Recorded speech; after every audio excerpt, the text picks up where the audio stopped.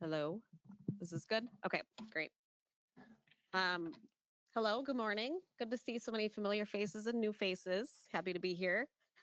My name is Amanda Johnston, and I'm a partner at Gardner Law. I lead the compliance practice. So today I'm going to be giving a brief compliance update on everything that's been going on in the US. And I guess, let's see. I'll start with just, I'd be remiss not to mention the fact that our government is shut down still. um, 36 days and counting. But so from a DOJ perspective, they have furloughed 10% of their staff. We understand that civil prosecution and investigations are generally on hold. However, criminal FBI type investigations and prosecutions are still proceeding, as we understand. CMS, they've reported that half of their workers have been furloughed. We've seen, I know a couple companies have seen some activity out of CMS, but then some gaps elsewhere. And we'll talk a little bit about FDA later, but they have about 14% of their staff on furlough right now. And they're not accepting submissions, which is affects a lot of companies here, I'm sure. So 2025, so I know it's November, so we're almost to the end of 2025, but wanted to just take a minute to look back and then also think ahead. You know, what are we looking at in the future? What are we looking at? What should we be paying attention to today and in the months ahead? So wanted to mention, so one thing that we'll talk a little bit more about, but the DOJ and the Department of Health and Human Services have relaunched their False Claims Act working group as of July. So this is a working group that was originally initiated in 2020 under the first Trump administration. They've announced a reinvigorated working group with some priorities that we'll talk through. And why it matters, really, because there's some new kind of pricing and contracting is one of their priorities that hasn't gotten a lot of direct attention. We've seen it come up sometimes in settlements from a discount perspective, but it is something that pointing out as something to keep an eye on. They're really doubling down on their intention to use data and analytics to drive investigations. And they have reminded the industry that they expect companies to be doing the same from a compliance monitoring and auditing perspective. So from an enforcement landscape, we continue to see very aggressive focus on healthcare fraud, primarily kickbacks. We are seeing, as the working group has prioritized, but we're definitely seeing more data-driven analytics. So the government is using data to target high-risk industries, high-risk companies. They're looking at CMS data, open payments data, claims data. They are trying to be very smart about where to invest their investigation dollars. Whistleblower risks continue to be at an all-time high. In fiscal year 2024, there were 979 qui tam lawsuits filed. That was the highest ever in history. And there are a number of programs that the DOJ has initiated to incentivize whistleblowers. So more than ever, there are lots of incentives, both monetary and in some cases being excused from prosecution to actually blow the whistle, whether you're a former employee, internal employee. It's definitely something to keep an eye on. They're also really focusing on coordinating across agencies, which makes sense from an efficiency standpoint, but FDA, FTC, CMS, DOJ, and OIG, they're all talking. So FTC, FDA, CMS, they're looking at potentially sharing data amongst each other and then working with the DOJ as necessary to actually prosecute or investigate. One of the reasons we will continue to see an aggressive DOJ enforcement focus on the False Claims Act is because it's very profitable for them. It makes up, so they collected $2.9 billion in fiscal year 2024 on False Claims Act settlements or recoveries. 70% of that was from healthcare. So it's a big part of their budget. It's bipartisan. Healthcare fraud, nobody wants healthcare fraud. So it's not going to be going anywhere anytime soon. And there's been a rise over the last 10 years or so focusing on individual accountability of executives. We anticipate that will continue as well. They want executives to be held accountable for the actions of their company and the decisions made because of their position in the company and their responsibilities. All right, so I'm going to go through a few enforcement trends, both from an anti-kickback statute and a False Claims Act perspective. So just from the last year and a half or so, these are kind of the main themes that we've drawn. So if you're familiar with the Teva Pharmaceuticals settlement, that was the largest settlement related to charitable foundations, $425 million. So the government is still looking at charitable foundations. They're, they need to be structured carefully. There's a couple of advisory opinions on point.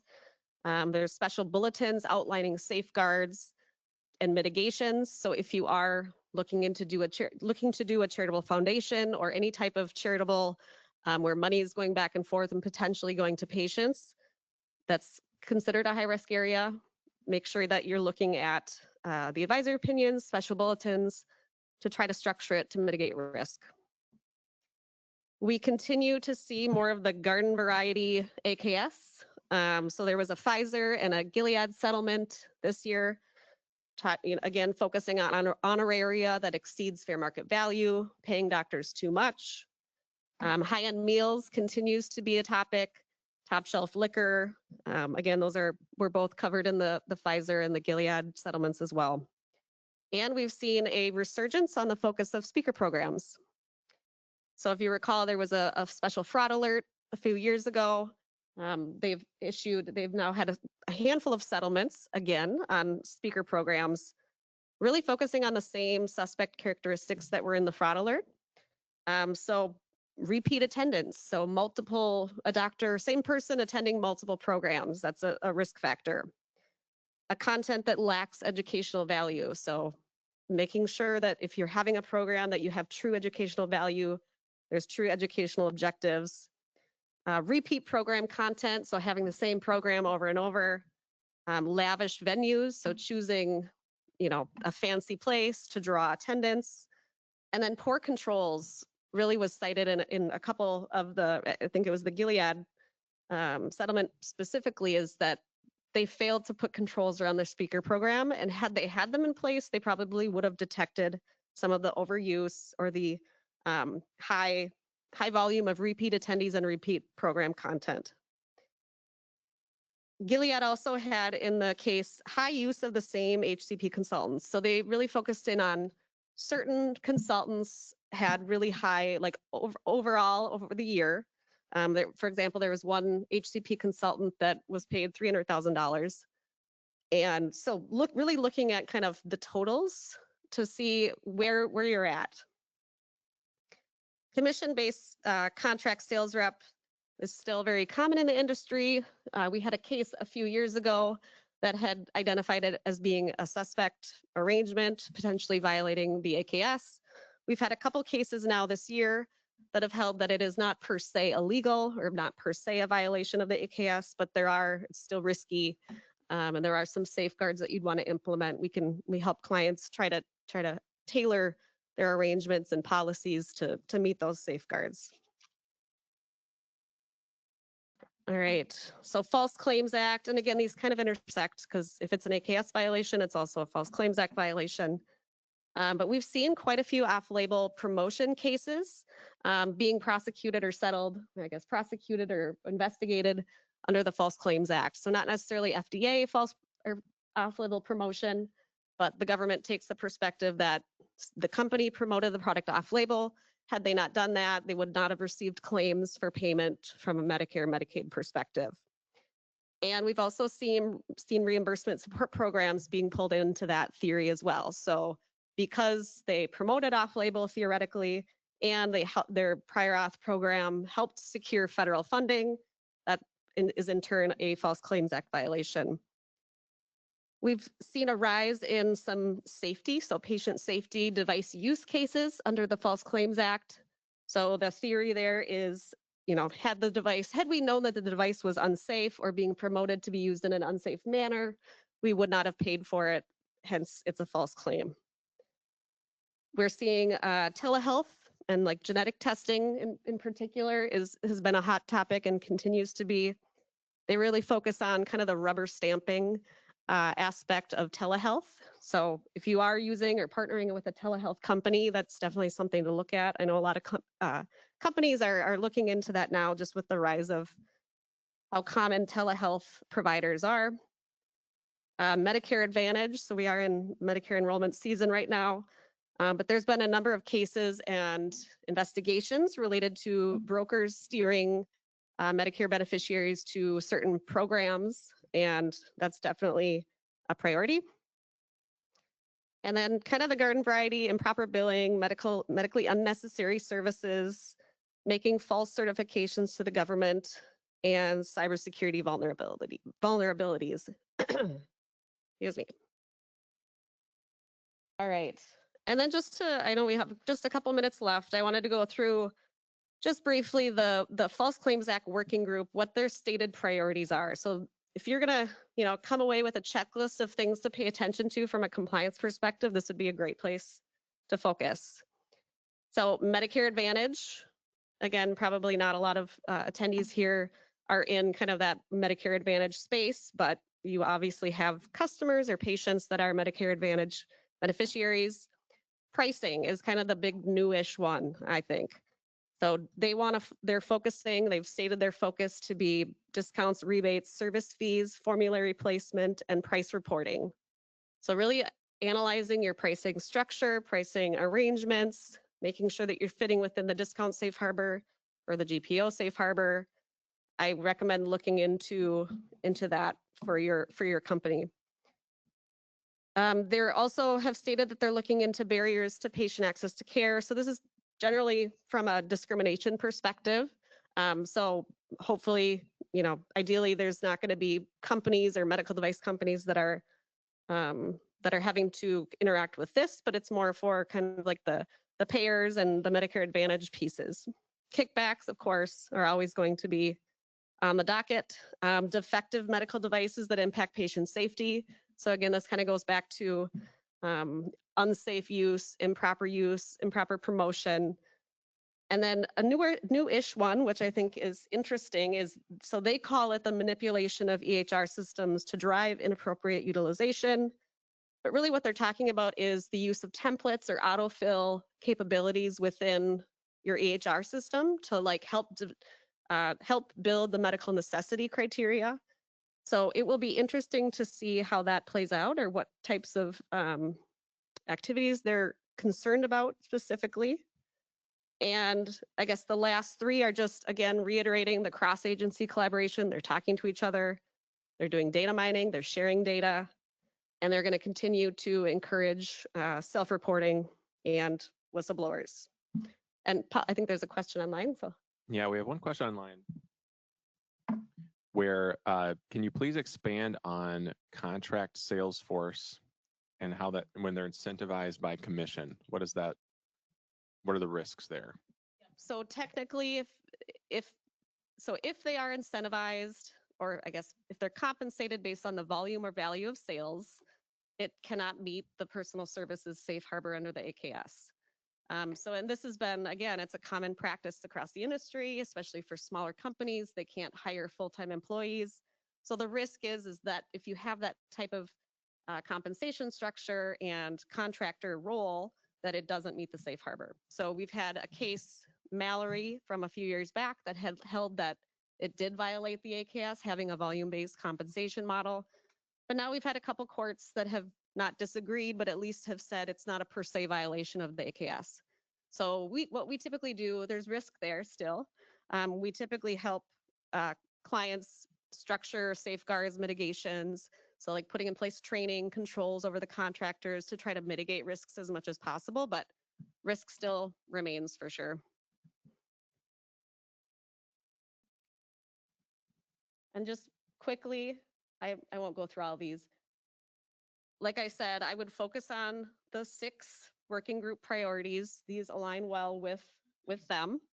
HCP engagements still. Hotline reports, I've noticed that they've been up across the industry. If you get them, and you probably will, take them seriously, investigate promptly, take corrective action, be consistent, document everything, and use AI, use data analytics. The government's using it, so they expect you guys to do that too. Some specific things to look at, but just generally, I recommend kind of aligning your risk signals with what they're looking at. That was a lot to fit into 15 minutes. All right, I'll hand it over to Cord.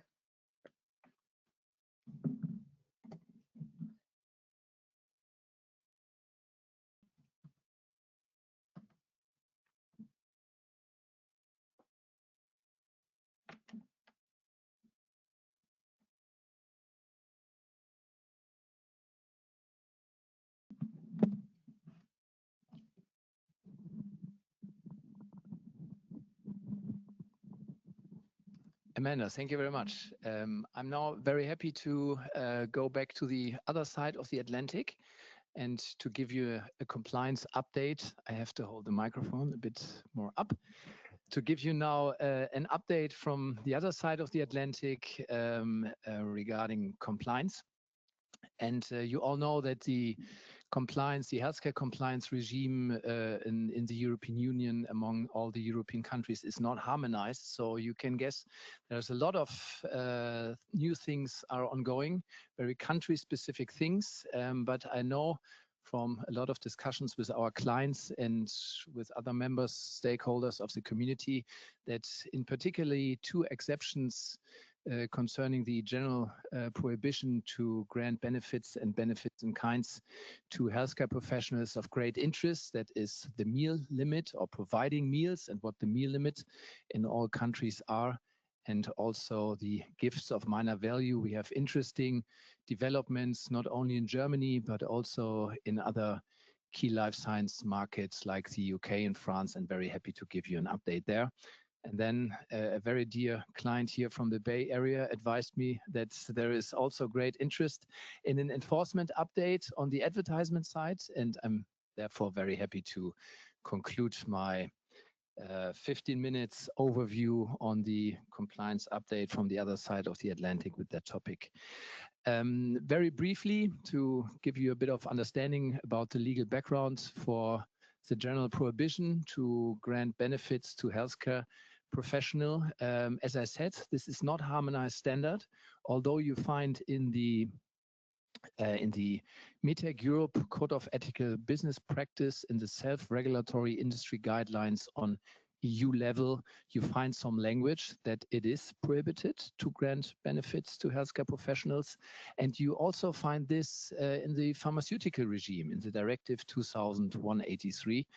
And the national legislators have taken the occasion to include this also into their national law. You might be aware that this is certainly included in the UK Bribery Act, but also in the German Act on Advertisement of Healthcare Products, and also in the French Anti-Kickback Statute.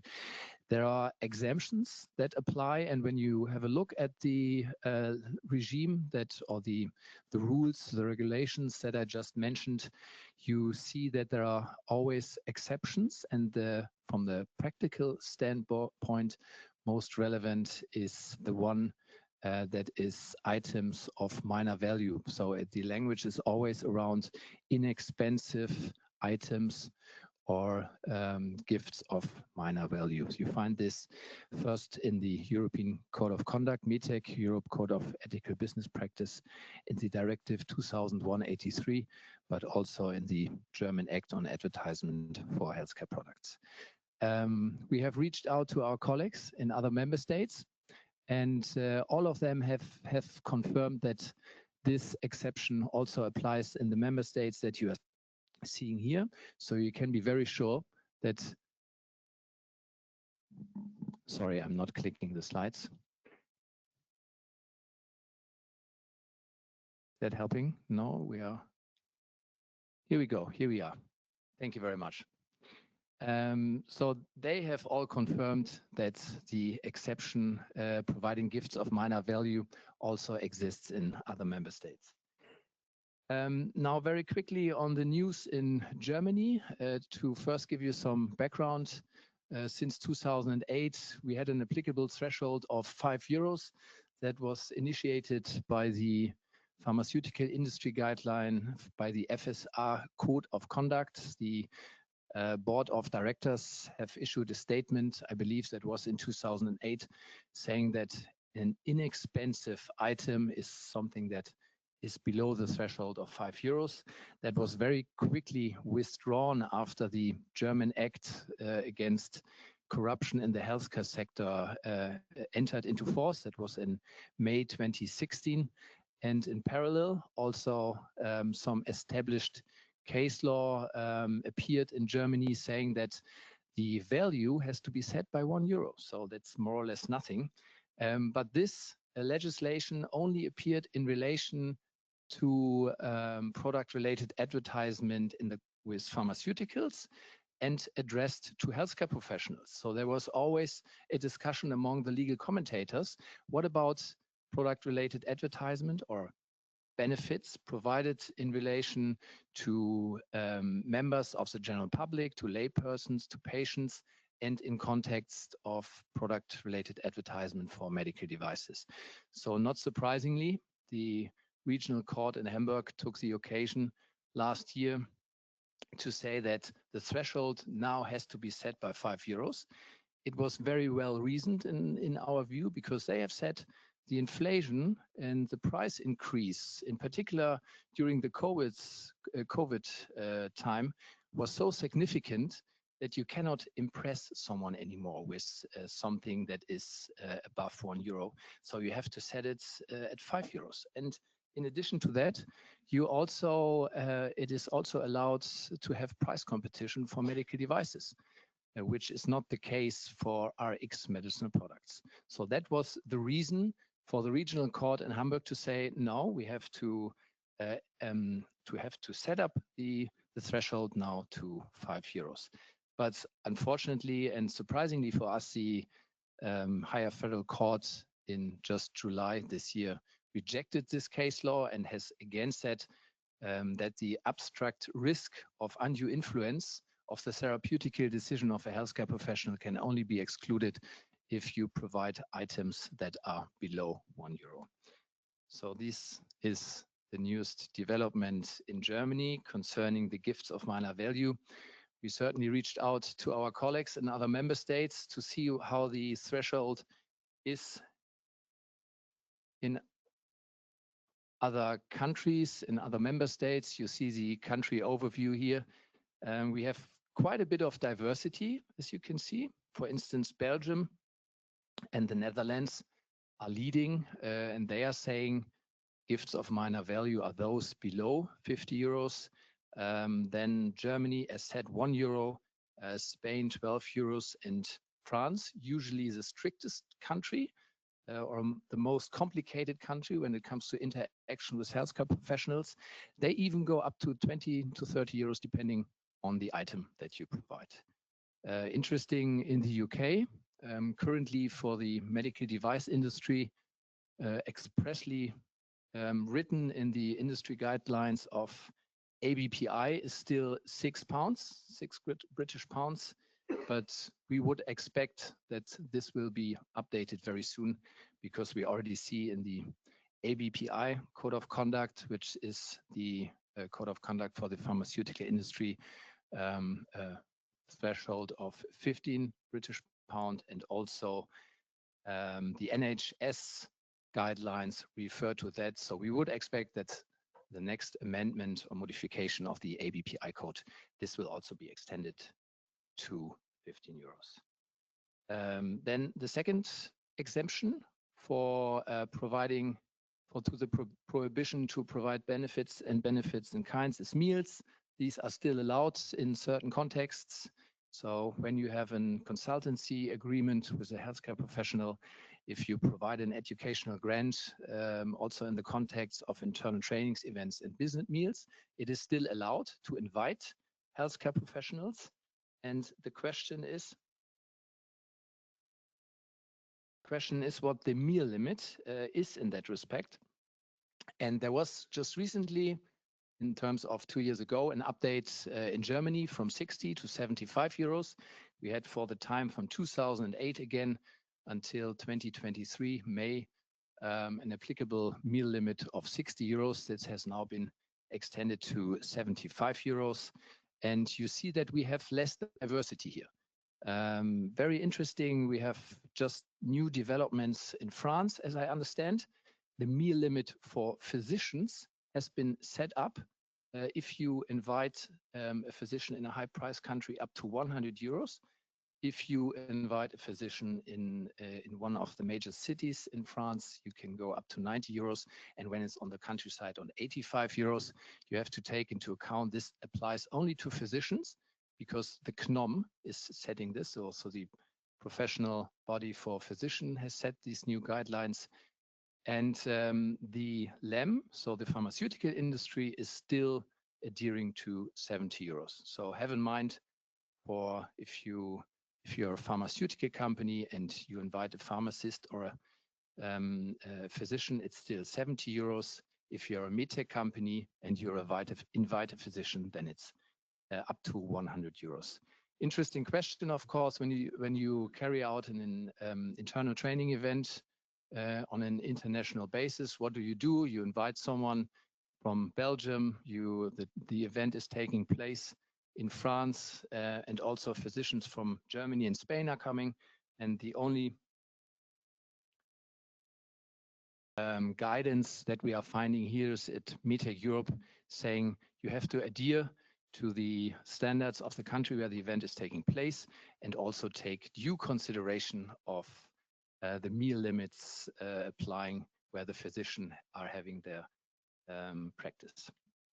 So I see that I still have 3 minutes. I'm now coming to the enforcement update. You are aware the MDR is applicable since May 2021. We are now in a comfortable position that we at least partly have a harmonized standard in relation to product-related advertisement for medical devices among the European Union. This is Article 7. It has 4 subsections to deal with misleading advertisement. One is expressly prohibiting off-label advertisement, not very surprisingly for you here in the US. And the last one is now implementing to companies when they carry out a promotional activity that they have to include the mandatory information, so the safety-related risk information into that advertisement. I said we have only partly harmonization because the Article 7 still leaves room for prohibiting direct-to-consumer advertisement, and some member states have taken the occasion to implement that in their law. When it comes to product-related advertisement for medical devices of a high-risk class and those that are reimbursed under the National Health Insurance Scheme. Just have in mind, Germany and UK still don't have it. So direct-to-consumer advertisement is still allowed in these countries. Makes it quite difficult if you run an EU-wide website, but have in mind, some countries it is prohibited and in some countries it's not. An enforcement update for Germany. For years, we had very strict requirements when it comes to the advertisement of healthcare products like medicinal products and medical devices. The higher civil court has always said that we need very strict requirements. If you do a safety and efficacy related product claim, it always must be based on sufficient scientific evidence, and sufficient scientific evidence means that you have to comply with gold standard clinical trials. So whenever you do that, it must be based on a randomized clinical trial. And we were hoping that this established case law in Germany would find an end under Article 7, but unfortunately the regional court in Düsseldorf, just 2 years after the implementation of the MDR, confirmed that this gold standard requirements apply also to medical devices. Maybe to relieve you a bit from the pressure that you now feel from the established case law in Germany, Germany, as in also in other member states, as I have learned from my colleagues, is self-regulatory. That means that you might not in many cases might not experience enforcement action from public prosecutors or competent authorities. It's rather self-regulatory, so the competitors are reviewing the marketing practice of your company. And if you are in the gray area or you even exceeding the gray area and you do misleading advertisement, then the risk might be high that you receive a warning letter, a cease and desist letter, and that you would end up in a preliminary injunction in Germany. But again, this is less strict than when the prosecutor is ringing at your door. So this is something that you can take into consideration. If you lose the case, if you lose the lawsuit, you need to reimburse, first of all, cease and desist from this marketing practice, of course, but you also need to reimburse the legal costs of your competitor, which is, depending on the value of the case, usually around 5,000 to 10,000 euros. So that was my very brief run through the healthcare compliance update from the other side of the Atlantic. And I'm very happy to hear if you have any questions.